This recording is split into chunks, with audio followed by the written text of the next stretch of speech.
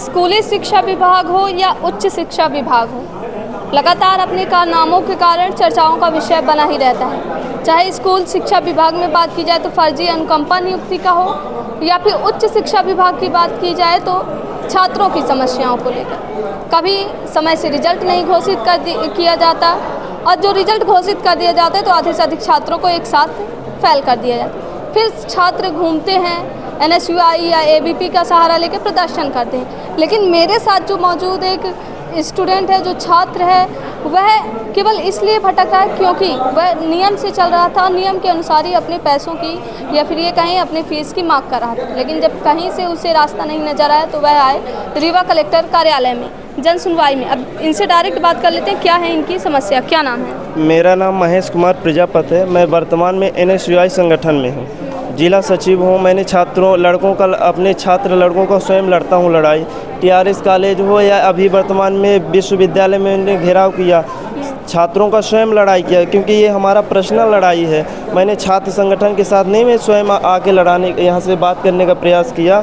मैं TRS college में एक साल 2024-25 में मैंने MSc में एडमिशन लिया था। MSc में एडमिशन लिया, किसी कारण बस मैंने एक हफ्ता के पहले 6 दिन के पहले मैंने निरस्त करवा दिया। अब निरस्त करवाने के बाद वहाँ आवेदन दे दिया। उन्होंने बोला कि 6 महीने के अंदर बेटा आपका पैसा आएगा। अभी ऐसा कुछ नियम है? हाँ, ऐसा नियम है। अभी वर्तमान में कल ही शिक्षा मंत्री ने बाकायदे वीडियो में बताए हैं कि अगर किसी बच्चे का 6 महीने पहले हो या साल का हो, अगर पढ़ाई करते समय बीच में रोक दिया हो, उसका पूरा फीस सरकार वापस करेगा। ये वर्तमान फीस क्यों नहीं आई है? हमारी इसलिए नहीं आई क्योंकि मैं NSUI संगठन में हूँ। कहीं न कहीं BJP से प्रचार मैडम है, उन्होंने पट्टा पहन रखे और वो हमारे जो है तो NSUI के सामने, हमने NSUI के सहारे से और ये राजनीति का नियम अपनाया, तो उन्होंने हम बात किया, बार बार बात करो, बोलते अभी तक 6 महीने तक बोले आश्वासन दिए कि हो जाएगा, 6 महीने से पहले नहीं आएगा, 6 महीने के बाद होगा। अब आज 1 साल हो गया, अभी तक कोई निराकरण नहीं है। मैंने पिछले महीने में आया था यहाँ, न तो कलेक्टर मैडम थी, कलेक्टर मैडम के नाम से ज्ञापन दिया, वो भी नहीं, अपर कलेक्टर मैडम भी नहीं थी। अधिकारी आज आए हैं तो क्या कहीं? आज बोले, हमने बोला उनसे तो उन्होंने क्या बोले कि ऐसे तो कोई नियम ही नहीं है। अच्छा, हमने बोला कि अगर ऐसे नियम नहीं है तो कल का हम आपको वीडियो दिखा रही है, वीडियो देखिए। उन्होंने बोला कि मैं वीडियो, आप कौन हो तो वीडियो दिखाने वाले? तो हम शिक्षा थी यहाँ पे मैडम, अपर कलेक्टर मैडम थे, उनका नाम मुझे नहीं पता है। उनसे मैंने बोला कि मैंने लिख कर दे दिया हूँ शिक्षा विभाग को, वो जो होगा तो देखा जाए। हमने उनसे बोला कि आप लिख कर दे दीजिए हमें कि हमारा जो है तो LLB का मैं छात्र हूँ, मैंने एडमिशन लिया। हम पिछले बार मुझे 1 महीने का आश्वासन दिया था कि पैसा वापस आ जाएगा, पैसा वापस नहीं आया। मैंने बोला कि आप लिखिए कि हमारा जो है तो उस बार आश्वासन मिला, लेकिन इस बार आश्वासन भी नहीं मिला। आश्वासन ही हटा दिया गया। बोले कि आप जो है तो, हम बोले कि आप लिख दीजिए इसमें बाकायदे कि जो है तो आप जहाँ एडमिशन लिए हो जिस विद्यालय में, तो 2 महीने 3 महीने को वादा करें कि अभी आपका एडमिशन नहीं कैंसिल होगा। हम कहीं ना कहीं से पैसा व्यवस्था करके अपना एडमिशन LLB की पढ़ाई कंटिन्यू करेंगे, या पैसा मिलता है तो ठीक है, नहीं इसकी लड़ाई लड़ते रहेंगे। तो इन्होंने बोला कि हम ऐसा कोई प्रावधान नहीं है कि मैं लिख कर दूँ, ये है। और मैडम इस बार बोल दी कि ऐसा कोई नियम नहीं है, जो कि शिक्षा मंत्री ने भी कल ही बताए हैं को अगर 6 महीने पहले हो या साल भर पहले हो, सेमेस्टर का हो या 3 साल का ईयरली कॉलेज होता है, अगर बीच में छोड़ दिया कोई स्टूडेंट तो उसका जो है तो फीस वापस होगा। कल की वीडियो है।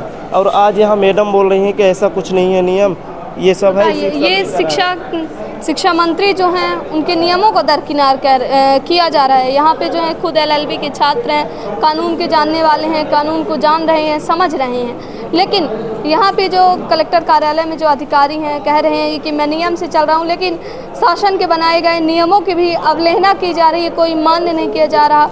अब ये करें तो करें क्या, क्योंकि इससे पहले जब हुआ आश्वासन मिला, लेकिन जब ये दोबारा आए तो इनको आश्वासन भी नहीं मिला। अब यह मजबूर है। ये मैं PM विश्वकर्मा योजना का जो है तो फॉर्म भरा था, बाकायदे इसका ट्रेनिंग लिया, इसका टोल और ट्रेनिंग का फीस नहीं मिला।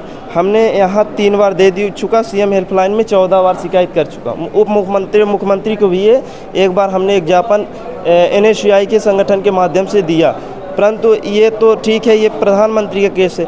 जहाँ बात हमारी हुई शिक्षा वाली, तो अगर 14 दिन के अंदर ये कार्रवाई हमारा फीस के लिए आश्वासन कलेक्टर महोदय नहीं देती हैं, हम लोग बड़े भाई पंकज उपाध्याय के नेतृत्व में टीआरएस में भी घेराबंदी करेंगे, उस टीआरएस से पहले, क्योंकि पिछली बार मुझे मैडम ने बोली थी आपका 1 महीने के अंदर पैसा यहीं कहीं रुका है, बोली कि यहीं कहीं रुका है, पैसा वहाँ से आ गया।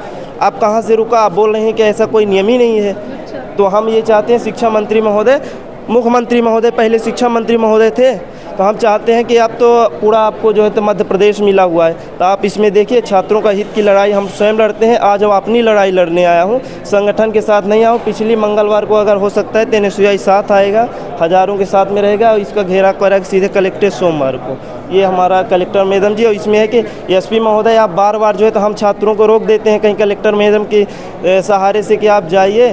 तो इस बार मैं आपसे निवेदन कर रहे हैं कि छात्र के संगठन के बीच में न आए, हम अपनी स्वयं लड़ाई लड़ रहे हैं, क्योंकि ये राजनीतिक लड़ाई नहीं हो सकती है। ठीक है, तो अब देखना दिलचस्प होगा कि क्या जो ये कह रहे हैं नियम के साथ चल रहे हैं तो इनका पैसा मिल पाता है या फिर नहीं, यह तो फिलहाल जांच का विषय है। कलेक्टर मैडम क्या एक्शन लेती हैं, लेकिन एक छात्र जो आज यहाँ भटकने को मजबूर है वह अपने आप में एक प्रश्न है। जिस छात्र को शायद कॉलेज में होना चाहिए वह आज सरकारी दफ्तरों के चक्कर लगा रहा है क्योंकि उसकी फीस नहीं आ रही है। क्या विद्यार्थियों का जीवन अब सरकारी दफ्तरों के चक्कर काटने में कट जाएगा, या फिर विद्यार्थी अब शिक्षा भी लेंगे? सिस्टम की नाकामी कहें इसे, या फिर ये कहें कि सोता हुआ सिस्टम। वीडियो जर्नलिस्ट नीरज के साथ सोनाली दुबे की रिपोर्ट।